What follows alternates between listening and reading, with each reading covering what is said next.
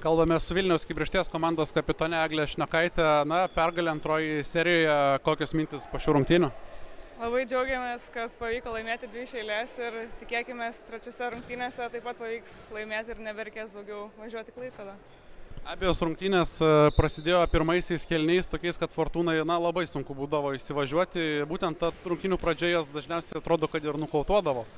Kokios mintis, kas būtent lemia tai, kad jums sekasi kur kas geriau pradėti susitikimus?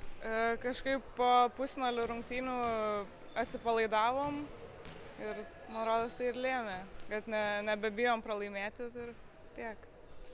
Pačiai antroji rungtynių pusė atrodo klojasi tarsi iš natų, labai aktyviai įsijungia į žaidimą.